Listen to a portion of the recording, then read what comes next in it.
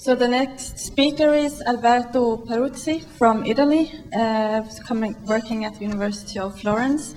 He works in a lot of areas in philosophy of logic, category theory and logic. He's published certain books on the application of category theory and also application of category theory on definite descriptions. Today we'll speak about logic in category theory. Thank you. Thank you.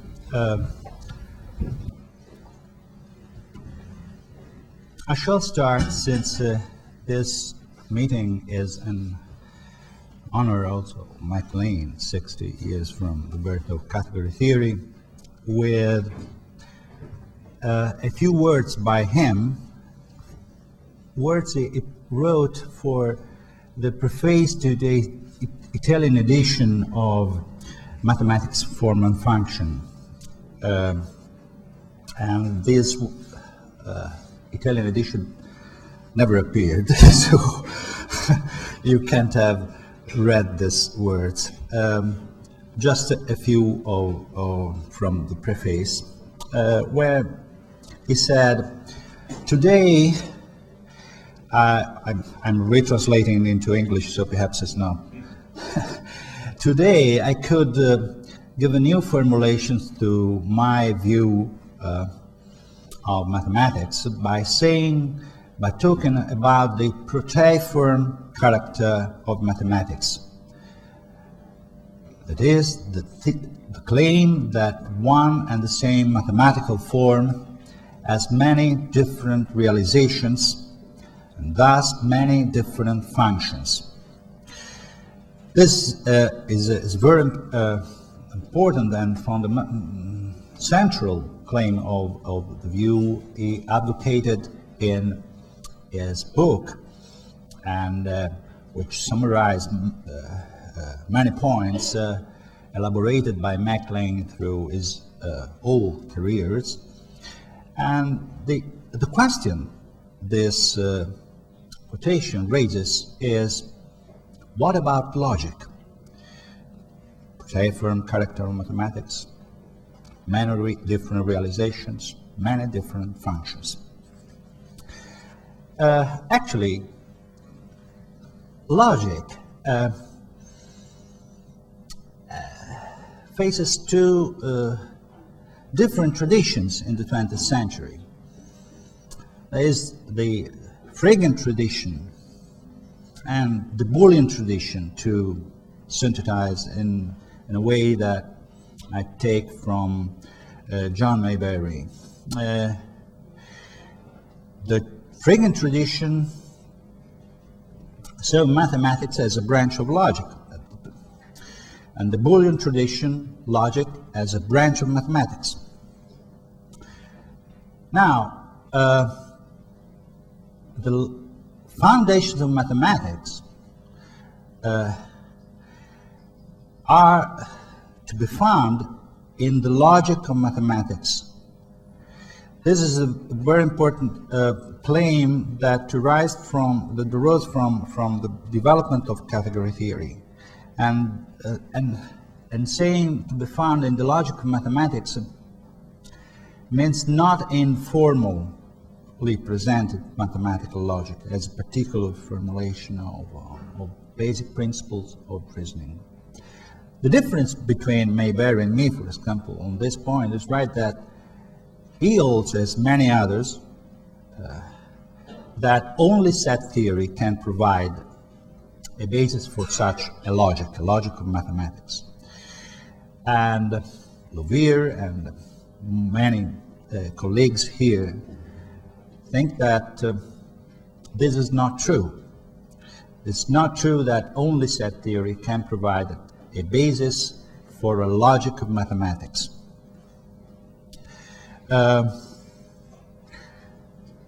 Actually, mathematical logic, as formal logic, symbolic logic, names which were used much before the rise of categorical logic, have different origins from those of categorical logic. Mathematical logic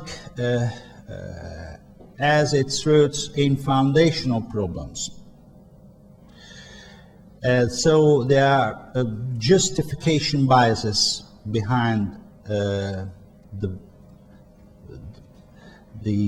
syntax. And categorical logic arise within also, as Jean-Pierre mentioned, and yesterday Colin McLarty, an origin within a project of which there is a foundational component, but not straightly, not directly. I mean, logic emerged from the analysis of the internal structure of categories. So, logic, in a sense, is extracted from categorical structure, rather than being the ultimate source, the ultimate formalism to present the whole of mathematics. In Appendix A of Sets for Mathematics, a recent book by Lovier and Rosebrook, logic is analyzed in two main kinds, divided into two main kinds, as, quote, the general laws about the movement of human thinking. And this is very abstract, very general. Perhaps someone could hear in this formulation sort of psychologistic bias. Lovier's idea is that these general laws have to be focused progressively within mathematics in order to become concrete pieces of logical structure. And so within mathematical universes of discourse, the way to achieve a progressive understanding of the general laws of the movement, so this is also a recurring theme in the approach to logic by Lovier, of dynamics of thought rather than describing static laws of it. Within algebra, in such a way that what was subjective in logic becomes objective through mathematics. Now, it's almost impossible, of course, to summarize the directions of research in present-day categorical logic. What follows will offer only a selective path, and within the amount of ideas, techniques and results, which mostly characterize the methods and the spirit of categorical logic, I select some of this. This is not just what has already been done in logic that now can be reformulated into categorical terms, but rather what has been achieved, which is new for logic. The conceptual change today could even appear as obvious to category theory-oriented logicians and theoretical computer scientists. And yet cryptic to all other logicians, which are not so few in the total population of logicians. This change is not easy, and above all, it did not come all in once. I mean, when we try to reconstruct the historical development of categorical logic, it's almost inevitable that we project what we now know on what was known at a certain in a certain period. We, of course, we make effort to avoid this back propagation of information, but we still read. So I think that in the 60s, which were a decade on which Jean-Pierre focused this morning our attention, things were not just not only. I mean, I appreciate much the focalization of this contraposition between ideas by Kreisel and those emerging by Louvier. But things were not so clear. So it didn't come all at once and crisp since the beginning. In order to appreciate it, I shall mention only some different ingredients that merged into the initial growth of categorical logic. And basic for the development of model theory, proof theory, and computability. Computability in the terms of the lambda calculus, for what concerns propositional, first order, and higher order logic. I shall skip motivations and applications external to logic proper. By logic proper, here I mean the deductive core of mathematical logic, thus not taking into account inductive logic or philosophical logic, with an exception. And by saying logic in category theory, I intend to stress the perspective is not just that of taking logic as it was done for 60 years before the dawn of the 20th century, since the dawn of the 20th century, and then reformulating categorical terms, but rather that of doing logic from scratch in terms of categorical terms, that is, in terms of adjoints. If the same must be extended to philosophical logic and inductive logic, is something which requires a great amount of research, and this research has still to be done, yet to be done. We cannot forecast which changes follow in such areas of logic, that is philosophical logic and inductive logic, if we apply categorical methods to it. Now, there was, of course, in mathematical logic a tradition which goes back to Boole, from Boole to Schroeder, and this tradition, the algebra of logic, later on algebraic logic, was the tradition with which Frege thought of it. He presented his objections. He refused, for instance, the treatment of truth by equations. So in the algebraic tradition, it was legitimate to write an equation between P, proposition P, equals true, to say that P is true. And Frege objected, this is nonsense. I mean, truth is an object external to language, it cannot be equated with proposition. So this was actually an objection which was effective in the first 60 years of mathematical logic before categorical logic. Then there was the explicit analysis of logic, focalizing the structure of proofs, mainly by Hilbert, and Ganson's sequent calculus. At this point, we have to mention MacLane's initial interest in logic. I thank Colin McLarty for recalling MacLane's initial paper grown out of his dissertation prepared in Whitney, a logical analysis of mathematical structures, which appeared on the Monist in 1935, tied perfectly with ideas expressed 53 years later in his another paper published on Scientists. Despite physicists, proof is essential to mathematics. If you look at these two papers, you see a core of ideas which is strong enough to resist to various changes in time. And algebraic logic was up to the 50s and 60s and cultivated area. But the turn came with in the 50s.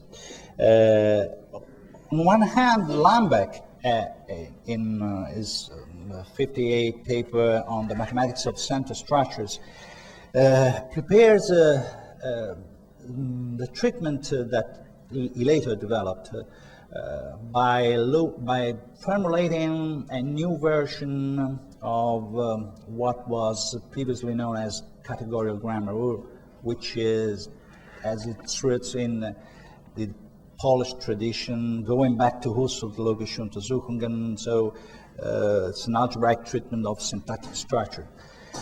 And another aspect to be mentioned is in same year, Kahn, the introduction of the notion of adjoint functor. Already in 61, Alexandre Grothendieck, Catégorie fibrée et descente, SG1, which was published later on, however, in LNM 224. And 63, we have Lovier's thesis, functorial semantics to algebraic theories, the theories as categories, categories as functors, models as functors, sorry, and as a root idea of doctrines, equations expressed by commutative diagrams with no use of the epsilon. So, for instance, the axioms of groups, as already been mentioned yesterday, give rise to different instantiations of group object, an ordinary group, when functionally mapped to set, topological group in the category of topological spaces, Lie group in smooth manifolds, commutative group in the category of groups. 63, 64, Artin, Grothendieck, Verdier, SGR4, which published again much later in accessible to international audience 72, 3 volumes, 269, 270, 305, and 65, Eresman Categorie Structure, which as the base of the later introduction of the notion of sketch, starting from presentation of a category with finite products. And 68, 69, Lambeck, in 2 part paper, deductive systems and categories. That is, deductive systems as graphs conceived as categories with missing equations. And of course, after in 66, 67, there are the contributions by Lovier, the introduction of the idea of quantifiers as adjoint to substitutions, and something which was particularly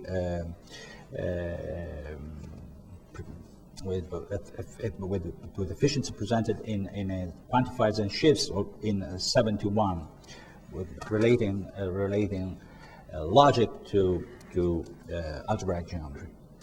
Other papers by Bill Lovier have already been mentioned before, joints and foundations and quality and hyperjointness, so I shall not mention this. The idea is that actually the notion of quantifiers can be presented as both existential and universal quantifier as adjoints to the substitution functor, which is introduces directly the idea that you can consider different domains. So logic, even just at this level, is naturally multi-sorted, many-sorted rather than one-sorted.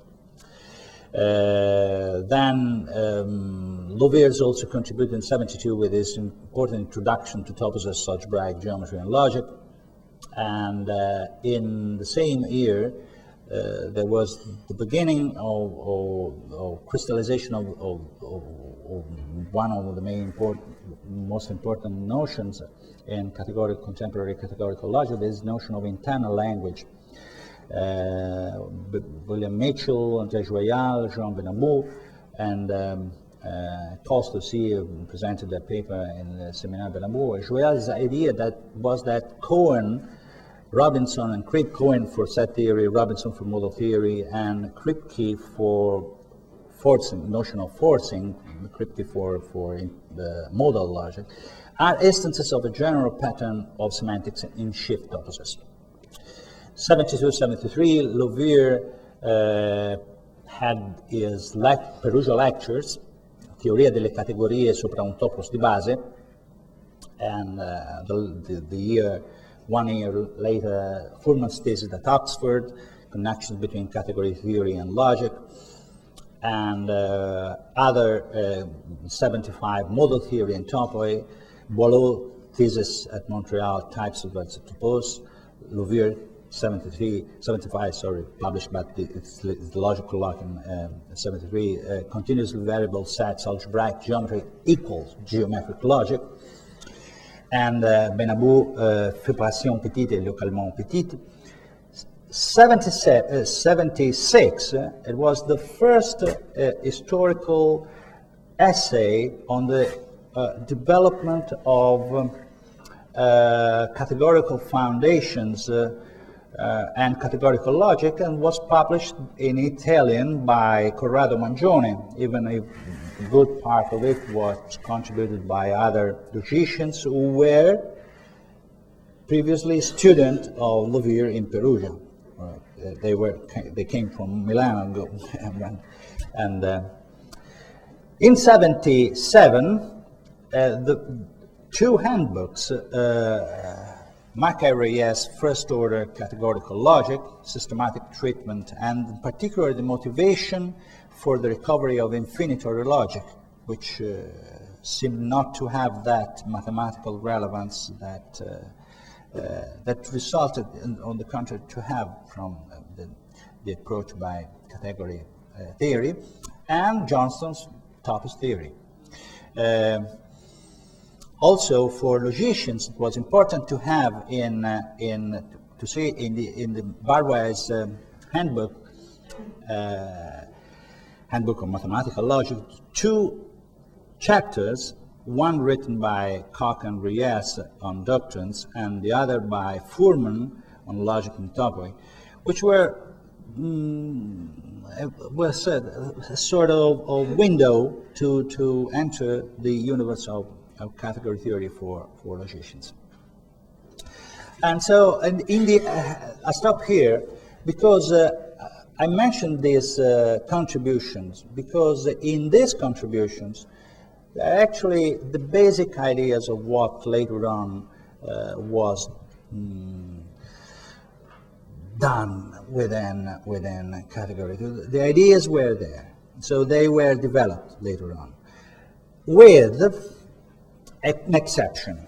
The systematic connection with computability theory, which mainly found in 82, the paper by Martin Hyland, the affected topos, as such a substance to the relationship, but already presented in Lambert's approach and others to the connection between the notion of Cartesian closed category and models of the lambda calculus, in the case of Cartesian closed category or typed lambda calculus, as well as with intuitionistic type theory, particularly with proof theory, with different type theories, as I shall try to arrive. And the important fact was that these developments concerning models of the lambda calculus, different level of structure, occur by means of fibrations. So the notion of fibrations, which I mentioned, already presented in the 60s, was not used in categorical logic in the first 15 years. It was, of course, present in a simple form in the use of, also already in Louvier's idea of doctrine, hyper-doctrine, looking at the variation of the category of attributes along a map from an object to another in a basic category. But the notion of vibration is much more, is much richer in structure and power.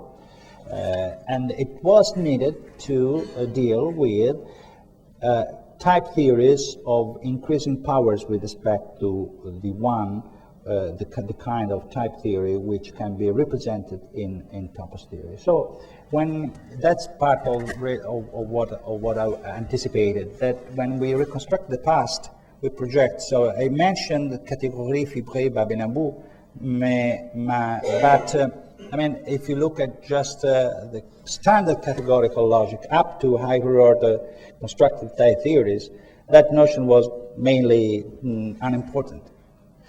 It became one of the most important notions after. You can, of course, parameterize. That was present everywhere. I mean, even if you just look at the topos as topos of shifts on a topological space, you say, okay, we have the base, we have opens, we have, say, all local homeomorphisms between, and so we define shifts and function, we preserve the structure. So we have variation along with continuity. But that's a less powerful notion than vibrations, because at the level of topos, your collections of objects are set indexed, and this set indexing is something which is, since the topos is small, say, as local as small, well, I mean, it doesn't provide so much worries. But if you wish to internalize the notion of collection of indexes within, that's what's one of the mainly motivation for having a categorical treatment of this indexing in another kind. So the indexes of the objects are not just an object in set that is a collection, but an object in a category. And so, but this was not realized up to the needs of more subtle the needs of subtle type theories.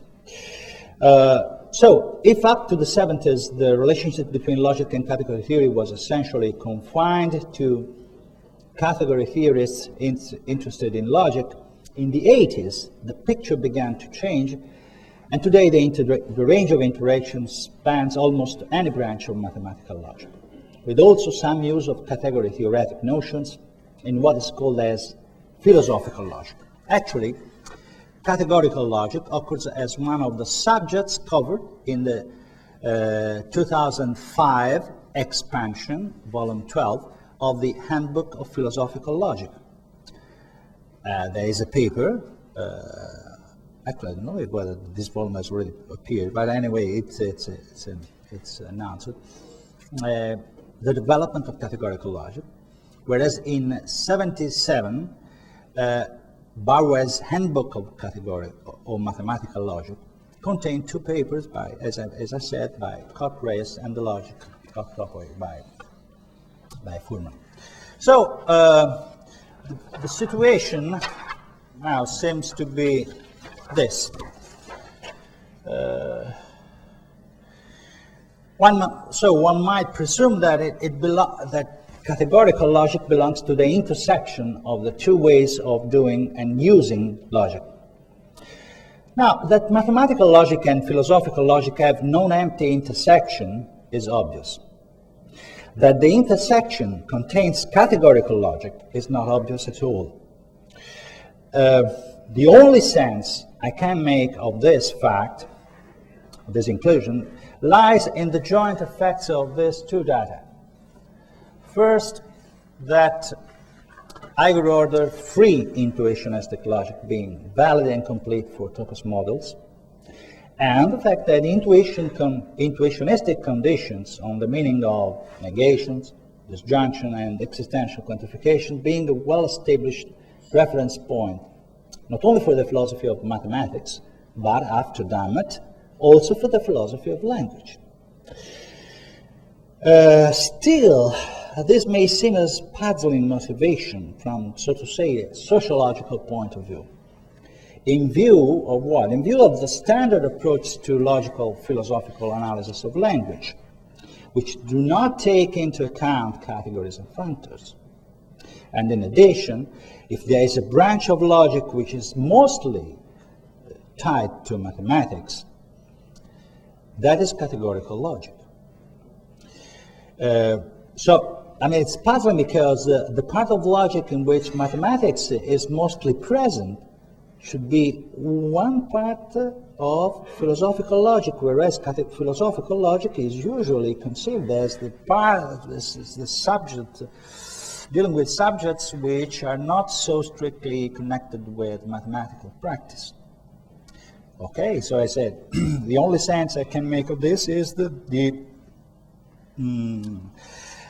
presence of a constructivist element, focalized in terms of intuitionistic mathematics, but still puzzling. I mean, so one element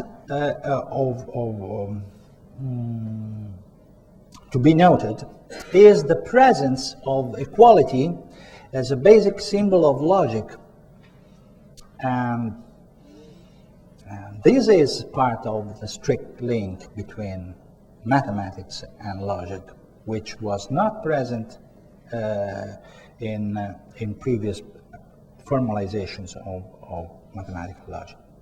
I shall return on this point later on. However, the motivation, however, is revealing if, and I would add only if, we are interested in a development of a mathematical substantive theory of how the structure of language and logic is connected to space and change. I have to skip the discussion on this point, but fruitful interaction between logic and category theory can also be appreciated independently from this philosophical point, provided we don't subscribe the idea that logic, qua logic, can be adequately elaborated, as in the past, on a presumably autonomous ground from mathematics, and then eventually be formulated in categorical terms. The range of topics involved in yet growing interaction between logic and category theory is large indeed by now, and the survey of it would be very useful. The aim of my talk is a little bit different. Its focus is on aspects of logic which only emerge through category theory, starting from basic logical notions such as those of variable, substitution, connective, quantifiers, up to the refinement of the relationship between syntax and semantics. Actually, just to come back to one remark just made, the identity. If one technical obstacle was to look at the relevance of category theory for logic, right here. It was right here, because the sign of equality is in many textbooks. If you can give a look at textbooks in the 60s, 70s, equality was not conceived as a logical notion. So, a fortiori, it was not as a logical constant. Right? As a basic notion through which to define connectives and quantifiers. But this, if you reflect on that, is only insofar as propositions are presented separately from proofs. Now, category theory requires that propositions and proofs are on the same foot. They have to be treated simultaneously. And at present, there is rather a commonly undisputed assumption, I mean, that first we can deal with a logical calculus by specifying the axioms, rules, and theorems, and then we investigate the structure of proofs, if we make proof theory. And this is the point. I mean, category theory requires that you look at the objects and you look at the maps, and for propositions the maps are proofs. So you have to deal with them at one and the same time. And if you look at proofs and you look at as maps, of course you need identity in order to state which composition of proofs are identical to which. The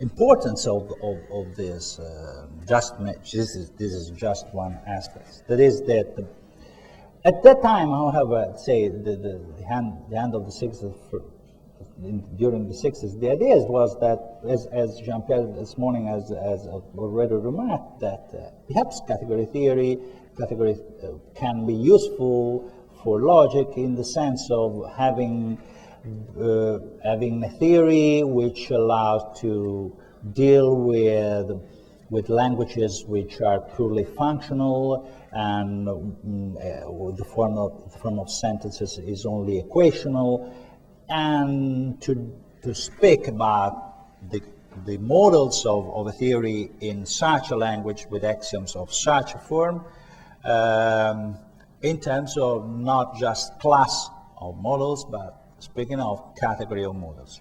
That's useful, perhaps it can be, but that's all. Now, the concept of a joint functor, the powerful of its use in the hands of Loviere show that this impression was definitely wrong. The ubiquity of a jointness in mathematics is more than a matter of architecture or a sort of ingredient of organization which comes after and in the place to realize this is logic. That was the main point to be realized at the end of the 60s, which is difficult to realize for the 2-3 decades after that. Moreover, consider Loviere's idea that foundations should turn architecture, as shown in the main features of mathematical practice, into explicit axioms. Colin McLartley recently noted this idea was reminiscent of Eliakim Moore's attitude as expressed in his contribution to the 1908 proceedings of Accademia dei Lincei. It is Einstein's category theoretic approach to foundations centered on the notion of a joint, and this way it's possible to achieve. The idea is that it's possible to achieve the missing link between what within the Bourbaki school were called the structure mère, rather than making them contingent islands in the sea of sets, as if you accept a set theoretic perspective, they have to be. If logic is part of mathematics, the same ubiquity of adjunctions can be used as a condition to identify mathematically relevant systems of logic, inherently associated with categories and hierarchically organized in correspondence with the growth of mathematical structure and its functorial preservation. This example, the case of geometric theories. This is a case in point, because of course first-order languages were already present in logic. Of course, many kind of theories were dealt through model theory for first-order logic, but nobody thought about geometric theories formulated in geometric logic. We could, as well as you could, to focus on many other kinds of theories, but their logic of the logic of geometric theories directly emerged from the notion of sight, and the lack of the law of the flooded middle is related to properties of the coverings of the space, the base space. Indeed, an unexpected byproduct of the development of categorical logic was its connection with constructive reasoning, and first of all with intuitionistic logic. As the case of geometric logic shows, however, this link did not result from some philosophical bias toward the generally epistemic or specific idealistic view of mathematics, as for instance, for Brouwer. It emerged with the central role played by space, the base space of topos of shifts, for instance, the change of base technique. In orienting the determination of functors, proper functors, such as geometric morphisms. Well, one could object, but there were relevant correspondences between topology and logic already. Sure, they were clear since Tarski and many others sum up, for instance, in classic textbooks like Raziov and Sikorsky, Mathematics of Mathematics. But a deeper and more powerful perspective was opened by the French school of algebraic geometry, leading Grothendieck to the notion of topos as generalized space and to the consideration of the category of toposes over a base topos. Rather than in further topological interpretation of logical systems, such a generalized and point-free notion of space opened also the way to renew topology, to obtain an adequate environment for syntactic differential geometry, smooth topos. Now, Lovier realized that if a suitable category as a subobject classifier, omega, it's possible to interpret the comprehension principle as an elementary categorical statement. Any Grothendieck topos as omega, and any Grothendieck topology can be defined as an operator on omega. This is so through as an operator such that J(T) equals T in idempotent, and it distributes over conjunction. This so the proper an operator which can be considered as a model operator within the topos, formulating in terms of the operations on omega, where the symbol of this can be interpreted right as conjunction. So the notion of elementary topos showed it's as powerful as a powerful tool, and was axiomatized by Lovier and Tierney in purely categorical terms. And since then, the project of making category theory as an alternative to set theory for the foundation of mathematics was intensively cultivated. It became clear that the behavior of all logical notions can be captured in the topos. I don't want to enter foundational issues, but let me only say to make two remarks. The first about elementhood, and the second, internalization. First, it's true that category theory talks of mathematical structures in terms of morphisms rather than by means of epsilon, membership relation. But this does not mean that elements are ignored. It is the very concept of element that is generalized, and this generalization came from algebraic geometry, where any map from X to A can be seen as an element of A defined over X, or say a next figure in A, or a generalized element of A variable in X. An elementary topos is a category of variable sets over a base. Classical set theory refers epsilon to constant elements, namely those that can be factored through the terminal.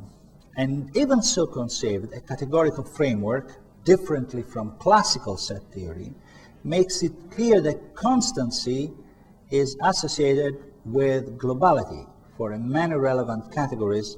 For example, in the categories of sheaves, the terminal is not trivially point-like as in the category of sets.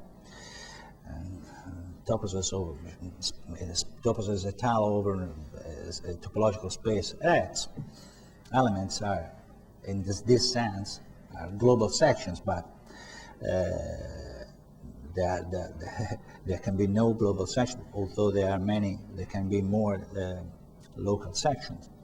So E elements of a sheaf on X are only partially defined. Thus, rather than insisting on the contraposition between set theory and category theory, it's more proper to say that categorical set theory allows for a theory of sets with variable and partially defined elements, of which classical set theory is only a very special case, that of continuously variable sets on a one-point space.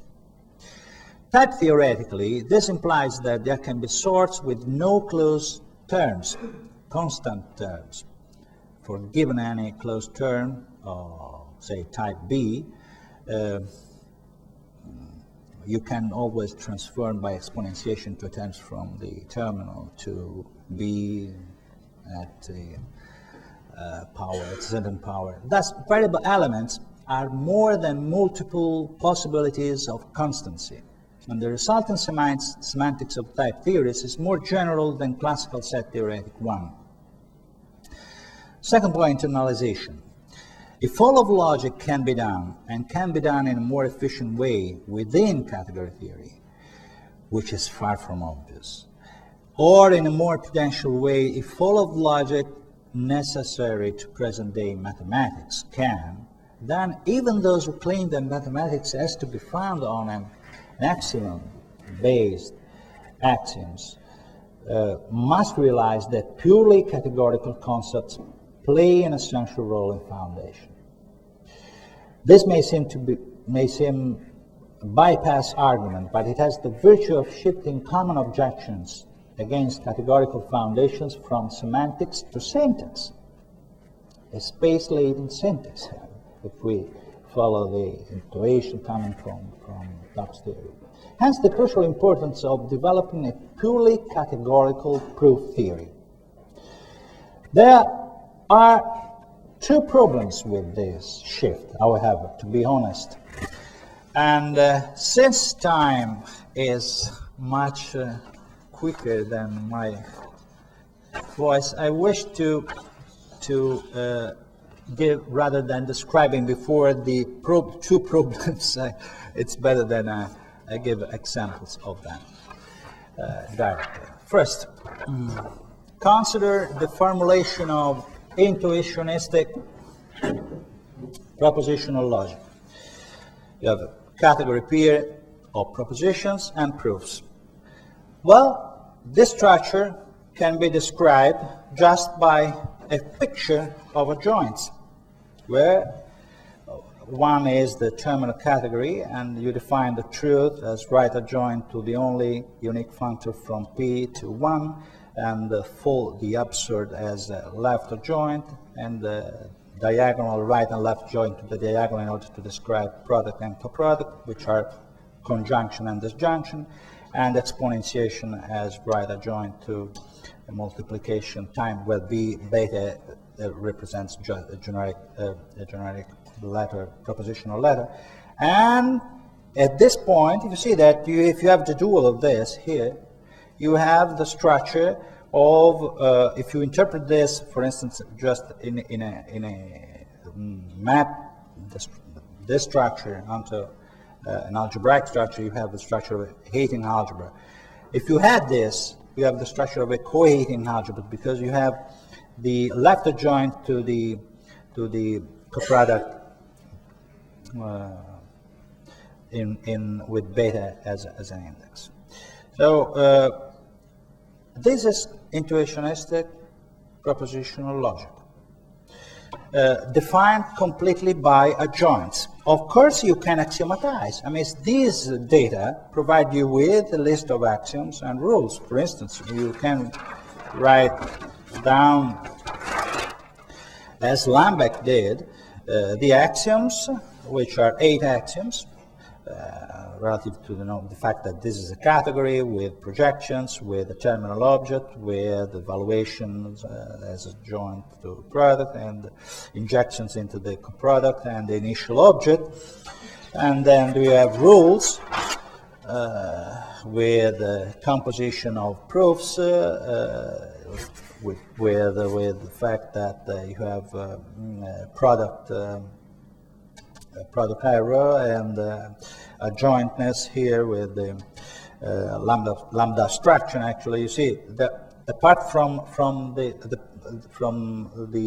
aspects concerning disjunction and the presence of initial object, here you can have also a model of a typed lambda calculus, since the propositions can be taken as types and proofs of proposition as a term of that type. So there's already here at this level the ground for saying that we can think of propositions as types. But this isn't up to here, apart from the fact that only the first of these rules only is one directional. The other can be looked at both ways, followed both ways. This is of composition of maps, where beta is cut.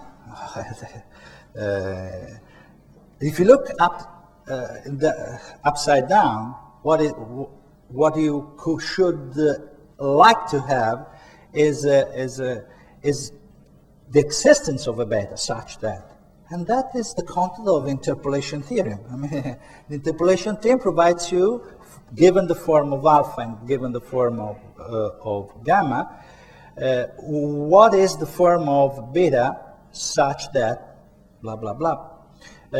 So in this sense, there should be a level of connection between the fact that this first rule could be inverted if we look at logic from an analytic point of view in the tradition of Gansen. But the main important fact is not what I showed up to now, but the fact that proofs satisfies determine a set of equations, which I simply make a list here, of course, composition, etc. So you deal with it, you have to deal at the same time with proofs and with propositions and proofs, but that is not sufficient. What is needed is the equations between proofs. So in a categorical, you have these obvious relations which correspond to the notion of a Cartesian closed category, where interpret the elements of the object of the category as propositions. You have definitions for negation, for equivalence, and you have this abbreviation. Now, if you have a theorem, there is a EL0 morphism, propositional intuitionistic morphism, from the object truth to alpha, if and only if alpha is provable in the intuitionistic propositional logic. What is relevant here is that you have a notation for proofs. A system of notation for proofs, which was not present, I mean, in such a clean way before. You can enrich the system with modalities, because you can think of modalities as a sub-class of a positive proposition, where you take the ordering relation as the provability, the turnstile, and you define two adjoint, right and left adjoint to this inclusion, as the possibilitization, I don't know, it's a necessification, and you have the possibility. So in this way of defining, right, the model operator of possibilities and necessity operators by composition, obtaining usual logical relations, and having substance what a Galois connections gives you. So it's rich also of possibilities to systematize a branch of logic which have shown such a variety of aspects not to be uniformly selected. There is a problem. This is the one what I want to say. The problem is that I anticipate a little bit with the caution. We have this fact that here consider two propositions and proof F. So what is it needed, it is not necessary that F is different from identity? No, it isn't. It isn't. Actually, we can prove this theorem that for propositional theories, and this is the anticipation, this syntactic category, given a propositional theory T, the syntactic category CT is a priori. So obviously, here you have this one sign. So in a sense, you see, it is okay. It's fine. I mean, you have with the subset of the axioms for propositional for this system, you have models of the you can model lambda calculus. It's simple type lambda calculus. You can have a treatment of propositions and proofs and add equations between proofs. Fine. But in the semantic interpretation, there is no need to consider differences between proofs from one proposition to itself. Well, you say, that's true. I mean, why should we be interested in proofs of proposition from another? But because mathematical structure is mathematical structure. I mean, it's not just trivial. Take this, for instance. I mean, if I say take alpha, and say sequence alpha, and then no, sorry, take this, even simpler. Alpha, then alpha, and alpha. Then I take the projection alpha, and alpha, and I have alpha. So this has to be collaborative. This is not a trivial occurrence, sort of detour, but it's not exactly the same that just claiming that there is an identity error between alpha and alpha. It's not exactly the same. So here there is interest of a categorical structure, which makes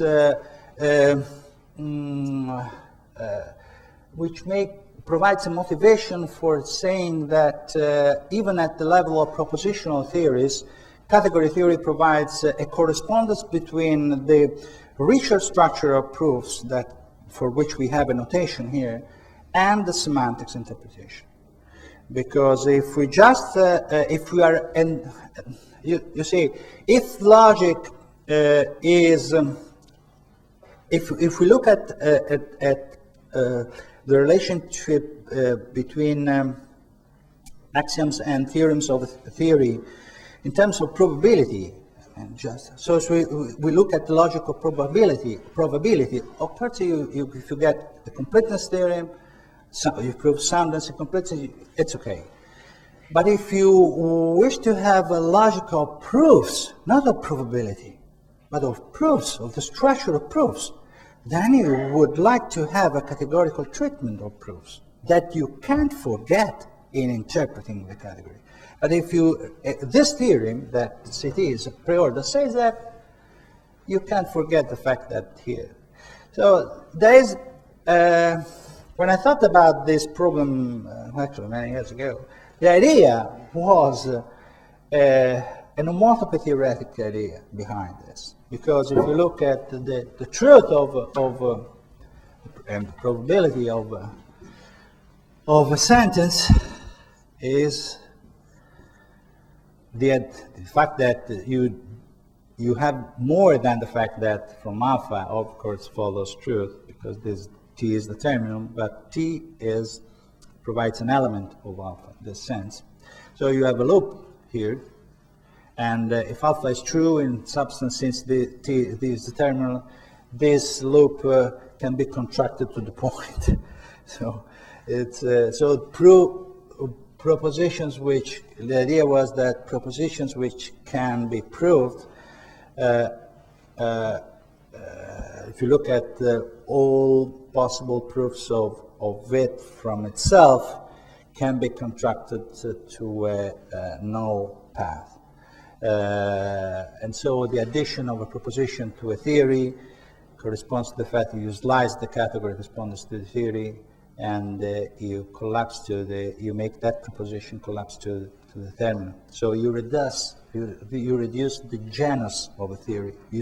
Holes are progressively eliminated. And so completeness theorem is the fact that is the claim that says that all holes for what concerns any consistent formula with a given theory can be eliminated. So the genus is reduced to the minimum. This was the idea that led me to conceive also of a more general structure of the analysis of propositional theories, more general with respect to category theories. This is the first point. The second point is that as I said before, made a reference to geometric theories as an important contribution, the emphasis on geometric theories, important contribution by category theory to logic. Actually, theories, it was not just that, it was part of a more general contribution. That is, usually in logic there is the propositional level, first order level, and then, say, higher order, second order, third order, and so on. Say, type theory. So, propositional level, first order logic, type theory. That's not so in category theory. Theories, the important theories, are organized at levels which are extracted from mathematical significance categories of structures. So T is regular. I just mentioned three level of regular theory. We have atomic formulas with the terms and relations between them, equality, the sign T for truth, conjunction, and existential quantification. Coherent theory, regular theories with false and disjunction, finite disjunction.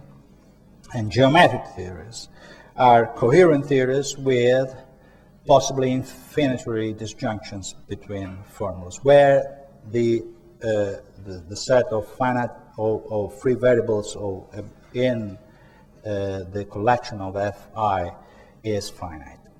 So you see here, there's intermediate level. I mean, you have not all of propositional structure.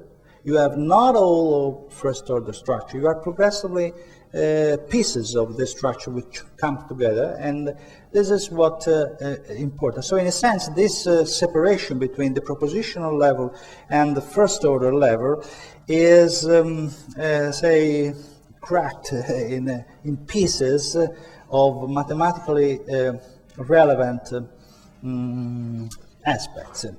So we can prove for corresponding categories to such theories, soundness and completeness, or let T be a regular, coherent, geometric. We can add to this list many other items, but I just focused on three: regular, coherent, geometric theory over a signature sigma. So this is a spot on another problem. Any model of T in a regular, coherent, geometric category C, then if phi sigma is a regular, coherent, geometric sequence over sigma, we have that sigma is valid, is true in M if and only if sigma is provable from T. So we have soundness completeness theorems for this fragment, which are no longer to be seen as fragment, but as theories and logics of their own, motivated by mathematical conditions. As you know, not only the notion of Cartesian closed categories provides you with adjunctions, the treatment of connectives, but Louvier made this contribution of to the definition of quantifiers as adjoints to substitution. For what concerns Eiger logic, the fact that, yes, the notion of elementary topos can be formulated in an elementary language, first-order language, but the notion of topos allows for interpretation of higher-order logic.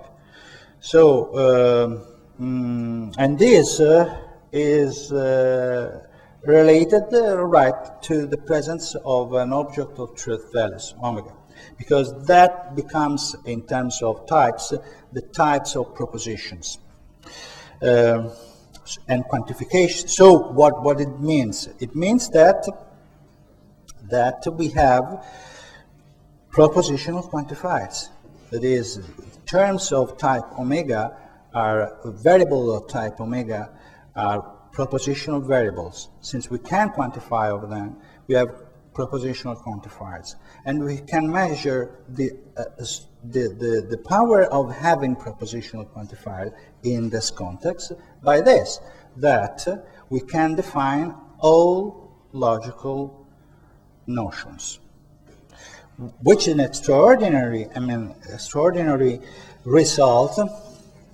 I shall arrive in a moment. Before saying what is the basic idea of this point, we have categories, and the technique developed by Mitchell and Benabou allows you to internalize the language we use in describing the category. We take the object, we introduce a symbol for that object, which will become a sort of the typed language. We take an arrow and we introduce a corresponding function symbol of a suitable type, and we have a sub-object of a product, and we introduce a symbol for that sub-object, which is a relation symbol with respecting the types. So in this language we are constructing, we always have to keep track of the variables in the terms, and since we have only a simple type theory, we have no variable in the types. But we always, when we write a sequence, we have to make explicit the range of which are the variables of which type we are using in the sequence. So this is what a context is, what a type theory is called variable declarations. So we always make proofs by bringing with us all the variables and adding variables, so we have to take care of all substitution, because that matters. You know, in a much more subtle way than we thought to be allowed to do. So we have categories, we have internal languages of categories, and in these internal languages of categories, we can formulate theories. And one of the crucial results of these techniques is that when you have a theory of derived from the internalization of the properties of the categories and formulation of the theory in this, this theory generate in its turn a category, the syntactic category of the theory, which details of which I don't want to enter. And this category, however, allows to recover the category from which you started. So you start from a category, you construct a theory, and then from this theory you define a category, and you obtain a category which is equivalent to the original one, and you can do this the other way around. You start from a theory, you construct the syntactic category associated to the theory, you define the theory of this category, and you obtain a theory now, at this point, which is not in absolutely the same theory as the initial one, because the set of types has possibly changed. So you have to introduce an equivalent relation between what, for instance, Johnston called Morita equivalence between theories, because it is start from a theory, you construct a syntactic category or a theory, and then you obtain theory on CT, and these two can have different set of type symbols or term symbols, so are of different signature. And so the criterion is that if they have equivalent categories of models, then you can say they are equivalent, but up to equivalence of in the category of models. So if you have something which spots the fact that what we had in the case of algebraic theories, saying that we have reached the level in which the signature can be forgotten, for we have an invariant notion of theory as categories. At the level of higher order type theories, as interpretable in topos theory, in a topos, signature matters. Signature matters, so you have to, well, signature matters, you can use this criteria or other criteria for saying when two theories, though they have different signatures, can be considered with reasonable justification as equivalent. But what matters is that the syntactic category contains, for theories of specific form, what is called the generic model of the theory. So, for instance, if you have a situation as like this, so you have within it, you can determine a generic model. Generic in the sense that for any other model of the theory, this model as functor can be factored through the generic model. So it's generic in the sense of universality, in the same sense as in an adjunction as the unit or the co-unit of an adjunction. For geometric theories, so in the generic model, as this property from the logical point of view, that if a sequent is true in the generic model of the theory, then, and only then, that sequent is provable in the theory. That is, what is true in the generic model is exactly what is provable in the theory. There's no truth which are not in the generic model which are not provable, and there is nothing provable which is not true. So there is perfect correspondence. It's the minimal size model of the theory from which any other possible variations in interpreting the theory can be reconstructed in a unit way up to isomorphism. So the important fact is that if T is geometric, then the category of T models in any suitable category theory such that you can interpret the logical operations present previous part of the theories is substantially, I said, you can say isomorphic up to equivalence.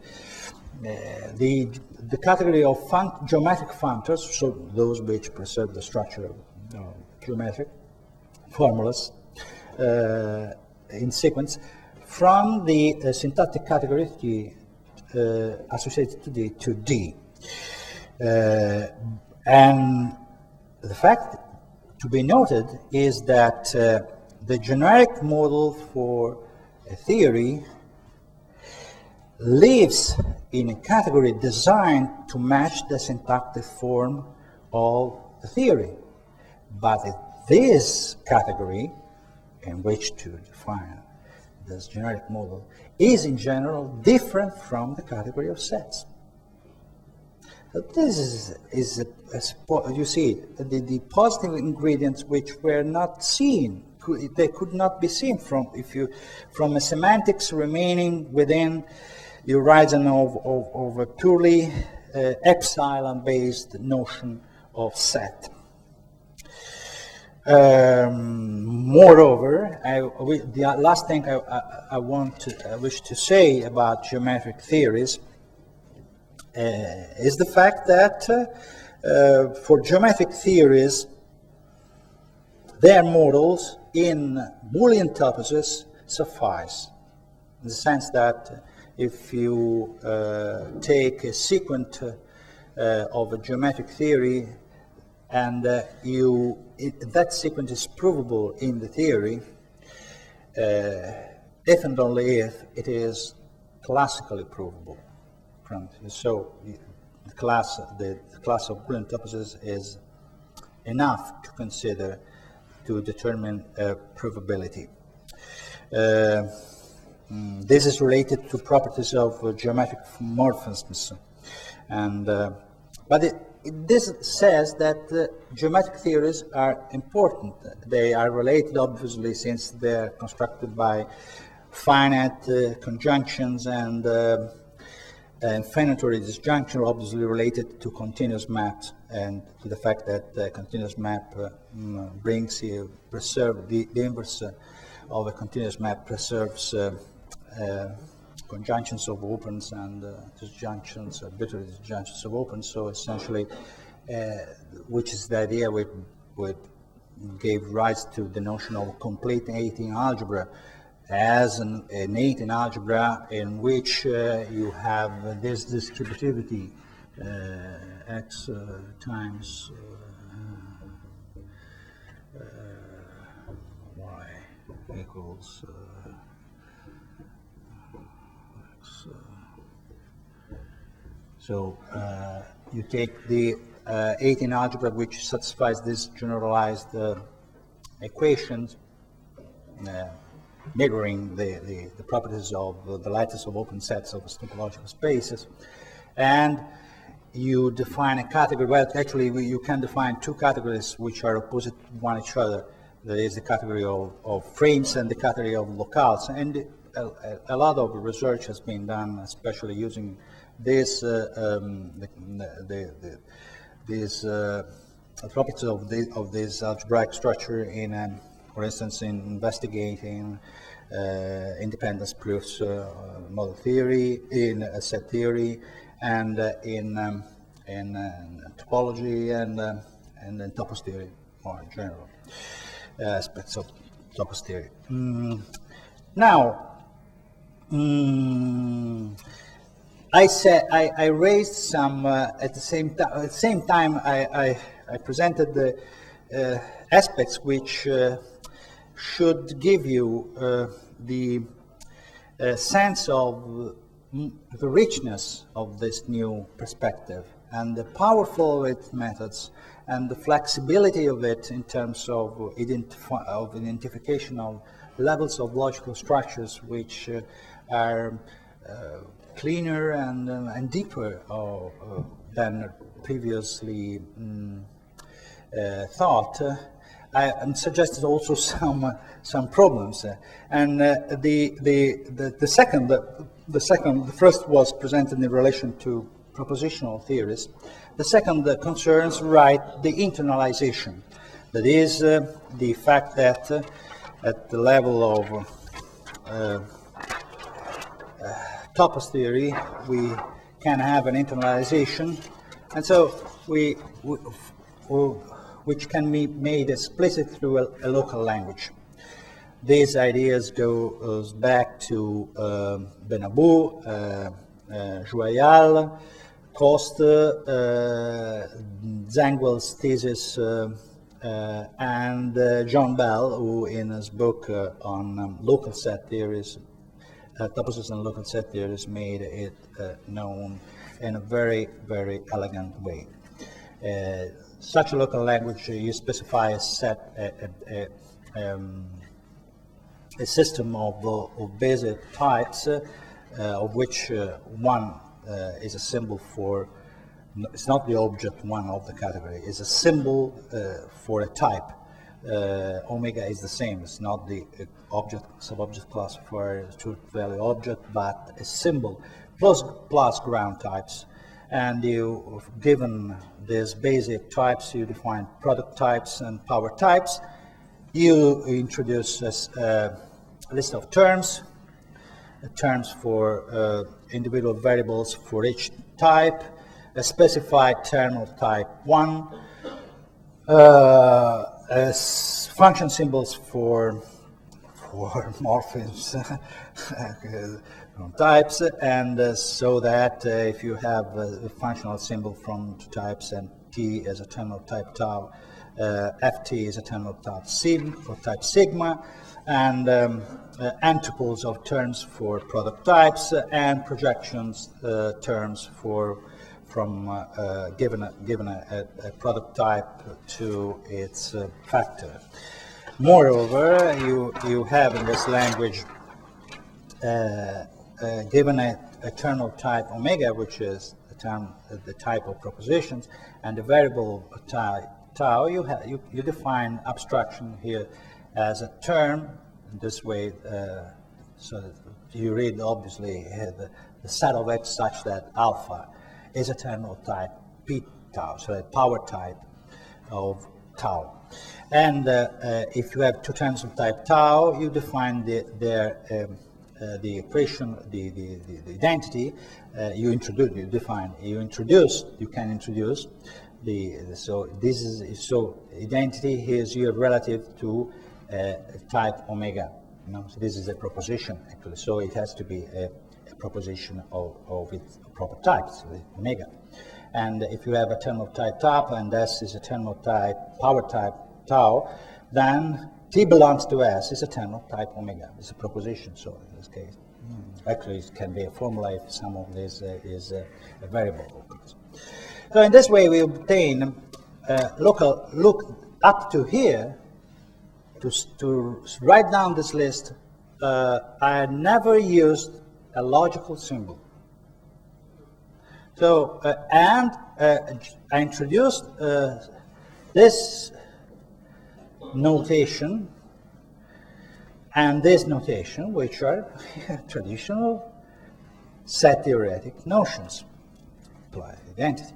So we define with this system of types and with these rules, we define local set theories in this system by saying that set theory S in segment form is the set of sequence of the form gamma turnstile phi, where the premises of any derivation are the axioms of S, and through the rules of S we obtain the sequence in question, where gamma is a finite set of formulae. We have to define the axioms of such theories, which are now this is nothing new. Just something to let you perceive what is going to be done in internalization of a language for topos. You have the axiom of tautology, the fact that the terminal, has one and only one element, any variable to be substitutivity of identicals. You have terms for products, so in this way, products, and comprehension axiom, which becomes that X belongs to the set of X such that alpha if and only if alpha. We have rules, just mention two of them. The first is thinning from gamma turnstile alpha. You can add, which is compatible with projections from product beta gamma turnstile alpha, and cut. And the cut rule, however, is to satisfy this proviso, provided the free variables of alpha, that is the formula you're cutting, are free in gamma or beta. This is an effectively strong condition for if you take gamma empty, what you get is modus ponens. Is the modus ponens rule. So with this condition, you have a free modus ponens, because if phi is provable, I didn't mention as the axiom, just to since gamma is empty, and if C is provable from phi, then you can derive C. Actually, here's a sign of turnstile. Only if the free variable of phi are included in the free variable of psi. So, for instance, if you have a phi x, and phi x implies there is an x such that phi, you cannot infer that there is an x such that phi, because x, the variable x, is no longer free in the consequence. So you can talk about types which have terms, but these types can be empty from the point of view of constant terms in classical logic.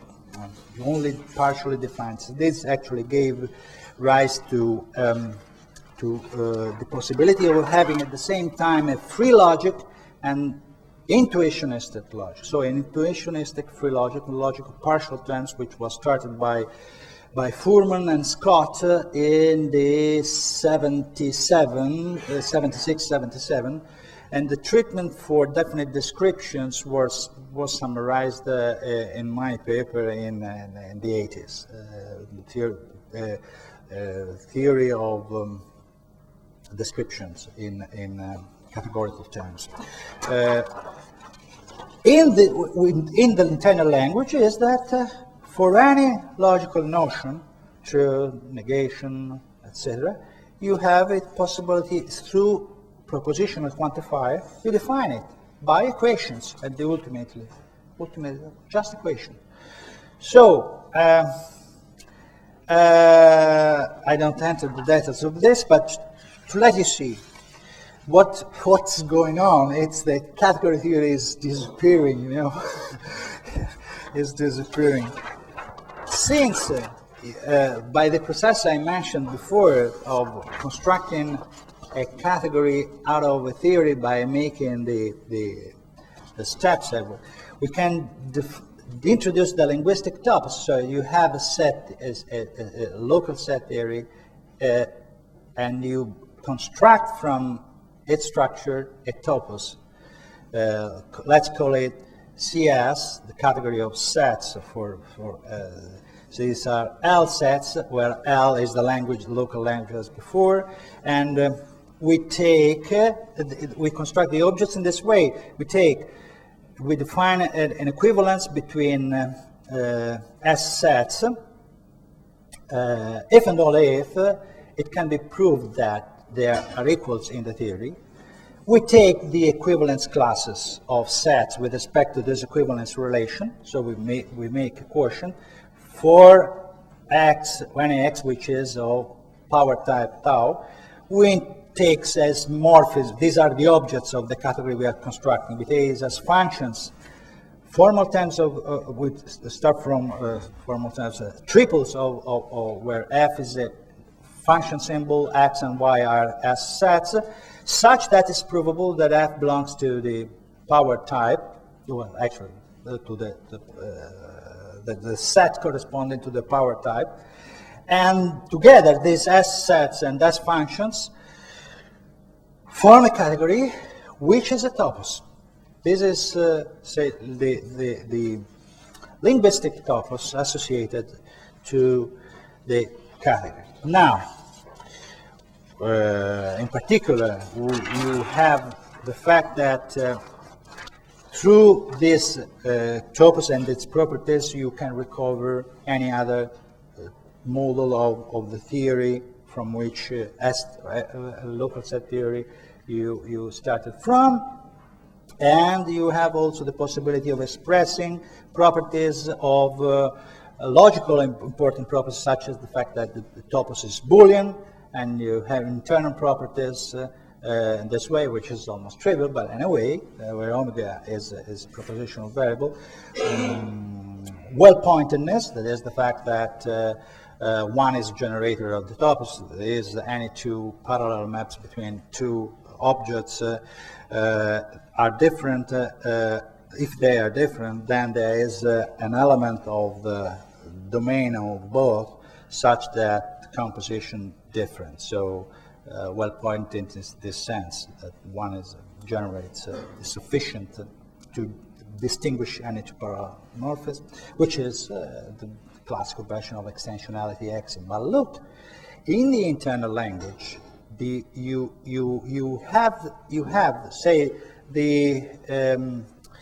a much weaker version of this, because this is a very strong hypothesis, and it corresponds to this fact that the topos is well pointed if, whenever it's provable that alpha t for t closed, and when you replace x by t, the only free variable of alpha, then you can prove for all x alpha. So it means that you have all the terms you need to name any different possible different properties of the objects.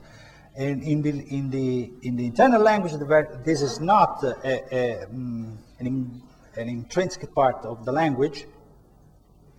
0, 5. Okay. No, I stopped to say, yeah, I'm arrived at the end, however.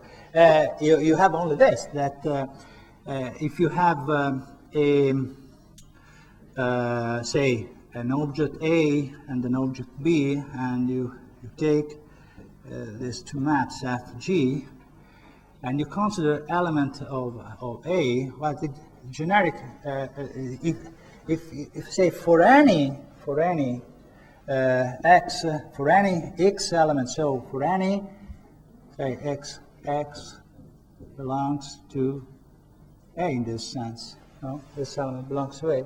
For any element of A, they're equals if for any element fx equals gx. That's trivially true in the internal language, because if it has to hold for any x and any map of such form, it will already happen for AA, and you take here identity. So, and you have, so of course they are different composed with identity, and so on. So the version of extensionality you have in the internal language is a trivial form of extensionality. It's not the strong notion of extensionality which made logicians discuss for having intentional logics, extensional, free from treatment of the theories of meaning, providing a formal representation of Frege's ideas or not. So up to here, this is the conclusion. At this point, the question, I mean, as I raised the question for the propositional level, I raised the question for this. It is that by the equivalence theorem I mentioned before, category theory has disappeared. It provides you the models of your theory, formulated in the internal language, but they are not part of the syntax. In the syntax, there is only type assignment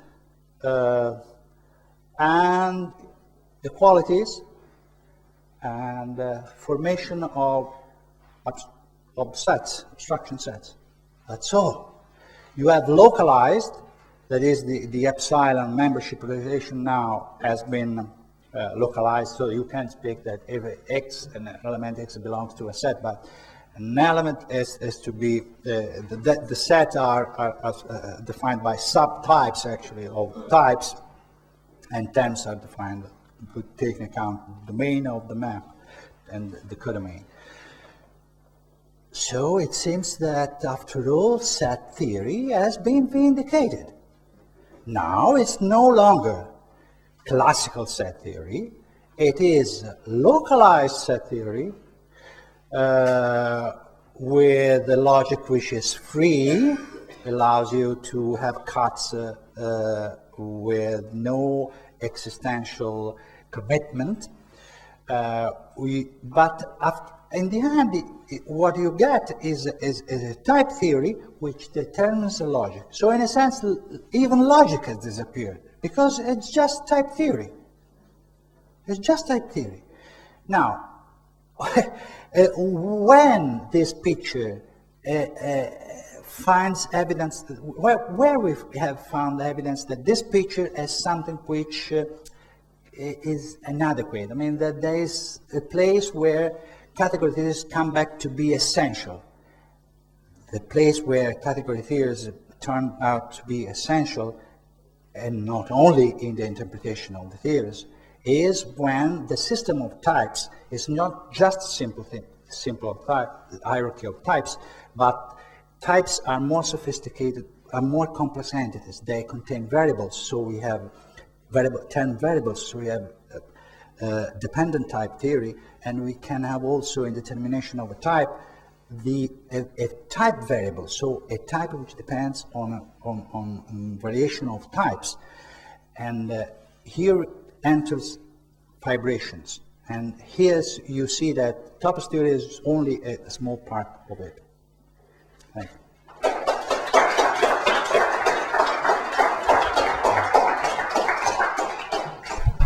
So I think we only have time for short questions or comments. Well, I would add some comments, largely in agreement and partly stressing some points that I think are very important in relation to set theory. And this is done in according to my experience, which now is 20 years old, in the semantics of type theory, in particular in predicative type theory in some toposes. What I really care, and I think it adds to what you said, but it's not in there, is that it is true that it is vindicated set theory in a sense, but the essential concept on which it is grounded as an extension of arithmetic, namely the interpretation of for all and variables, radically changes. In which sense? Well, we learned from Tarski's set theoretic semantics of for all that for all means for all, which is empty nonsense. Mathematicians don't mean for all in the sense scanning all elements when they say for all metric spaces, for all Banach spaces. There is no such a thing as the set or the class of Banach spaces or metric spaces. There's only one concept of metric space or Banach space, just one. When you prove a theorem saying for all Banach spaces, blah, blah, blah, you have such a property, you are not scanning all of them. You're using just one concept. Set theory, which is an extension by an axiom of infinity of arithmetic, has been telling us all the time that you have to look at the class of all Banach spaces.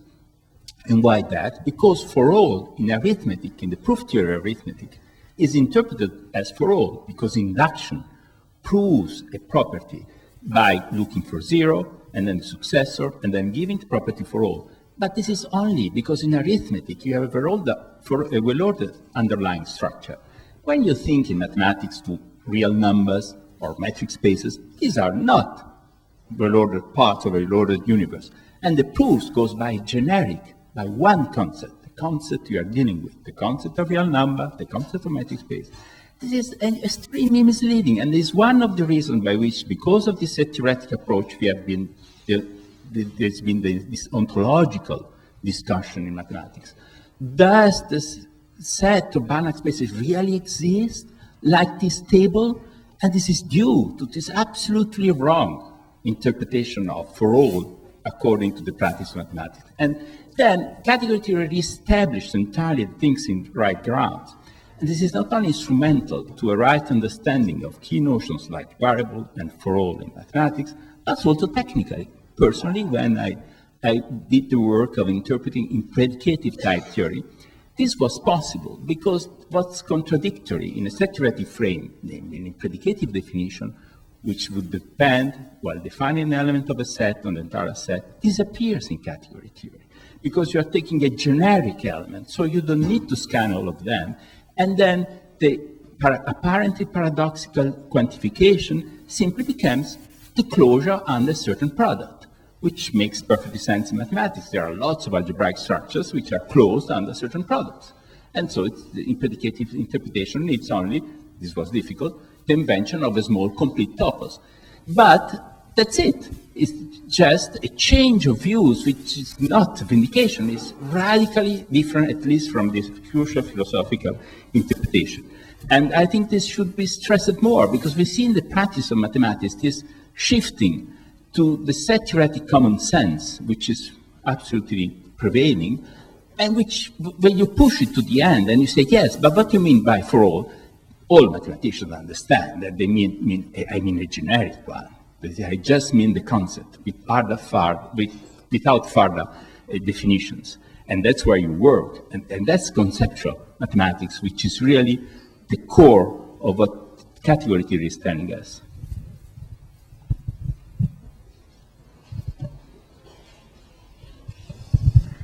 I think when we talk about logic, we should be absolutely clear about what the subject of logic is.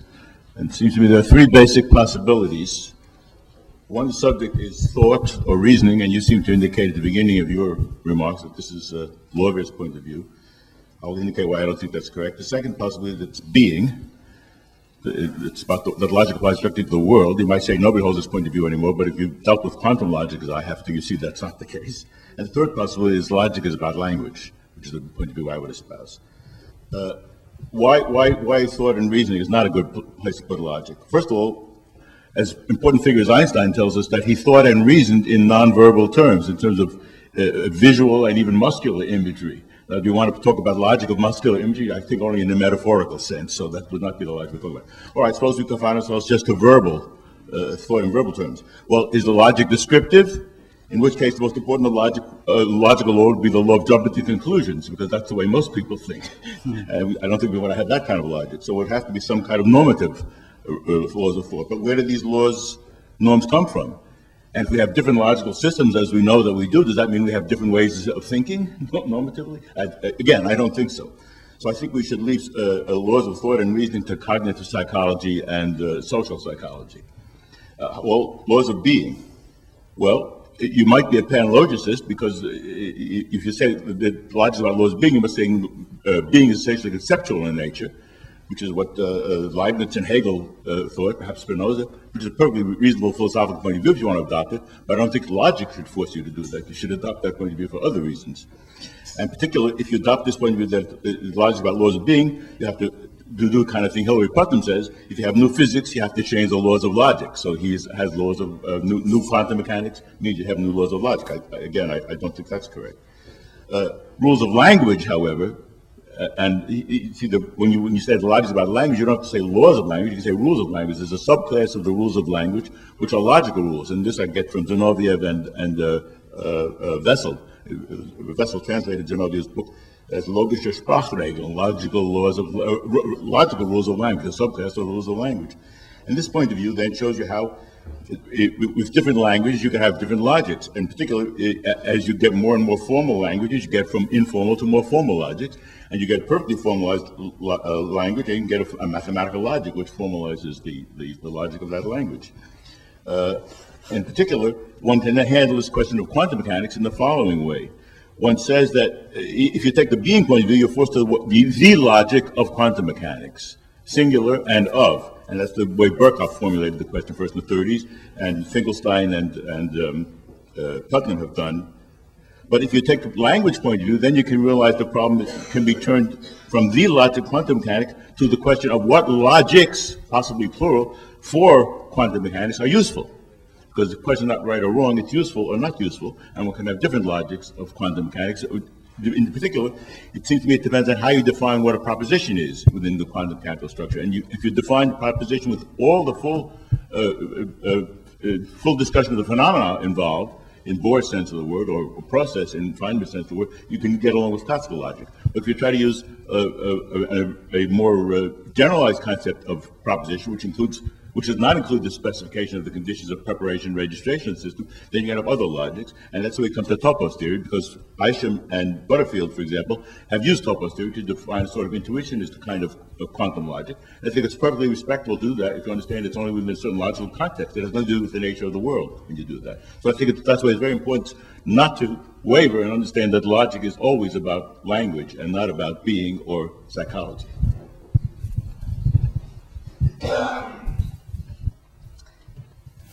Well, just a comment. I agree with your remarks by Giuseppe Longo on quantification, and so I think the fact that the quantifiers can be defined as adjoints, provided domain and codomain has been specified. I mean, it's crucial, and of course, so we have to. That's, however, is one contribution, main contribution by category theory. These functions have to be specified as provided you specify domain and codomain.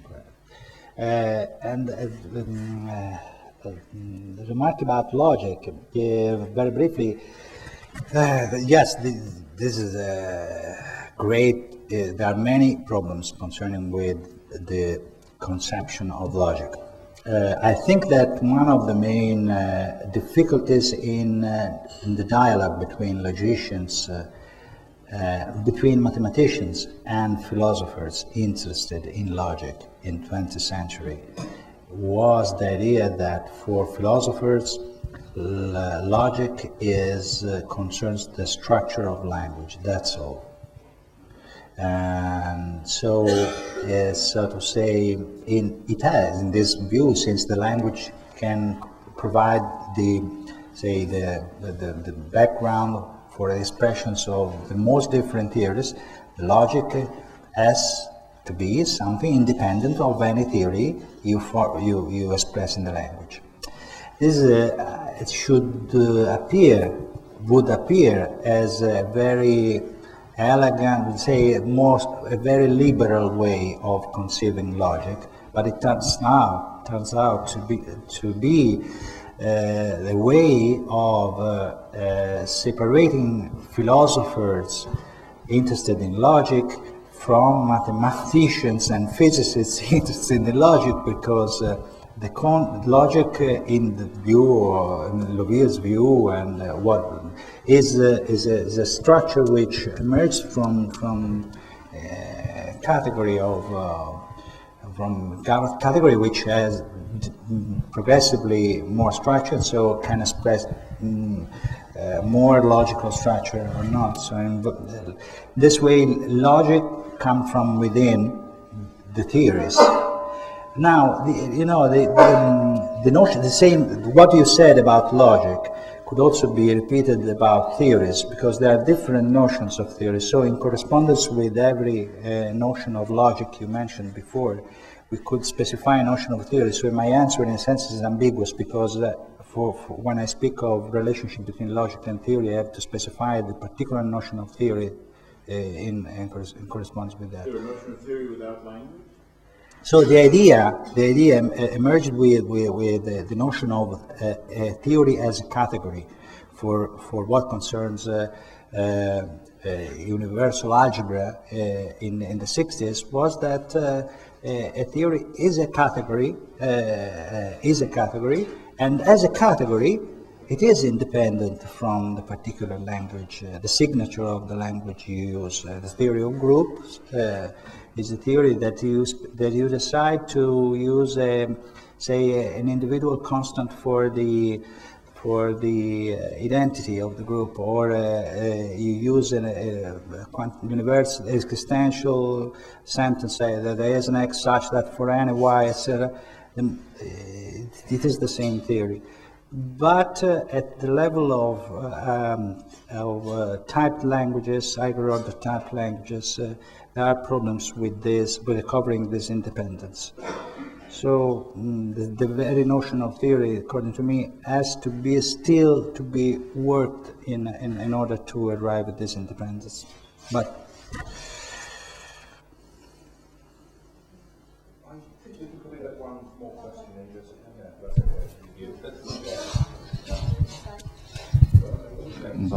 Non, mais je vais renoncer à la question parce que je vais... Oui, je poserai la question une autre fois. Excusez-moi. Je poserai cette question une autre occasion. Pour qu'on... Bon, alors, très vite.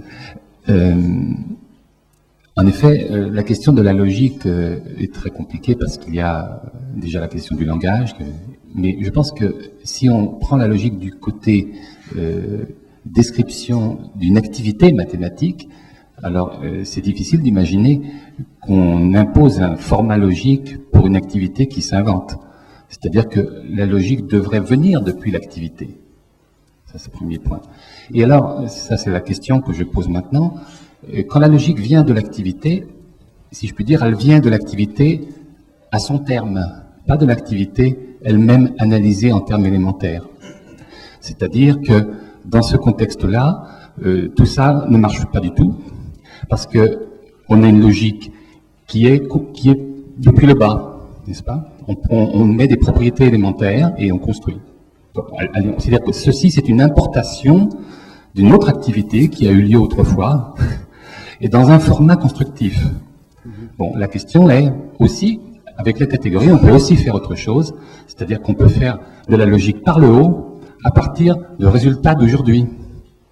C'est-à-dire qu'on peut commencer à faire une logique dans laquelle on introduit non pas des choses élémentaires, mais des choses d'ordre supérieur, qui vont retomber dans une catégorie au lieu d'être des constructions à partir de petits éléments. Donc c'est ça que je voulais souligner, là, cette autre dimension de la logique, qui n'est pas prise en compte par ces choses-là. Qu'en pensez-vous? Well, so it is a hard question. I mean, what I stressed in the conclusion was that the theory of vibrations allows us to identify a deep, more general level of logical analysis. But still, when for instance, if you consider Jacob's claim in his wonderful book about categorical type theory, that logic is always a logic over a type theory. That's fine, I mean, because the type theory, as in the particular case of local set theories, has particularly simple type theory, determine the logic. But the logical notions are no longer necessary. That is, the power of the type constructors and destructors, if you like to have them, as projection, for instance, allow you to get rid of logical notions. Now, in mathematical discourse, as in ordinary life, it's not so. Or at least it appears to us that it's not so. I think I have the impression that I deny something, or I claim that such and such and such and such, and I use it explicitly, logical operations. If I have a theory that says that all logical operations depend on particular hierarchies of types, and so they are dispensable, perhaps my consciousness, my activity, logical activity, is unable to reach its ground, which is purely equational, purely type theoretical.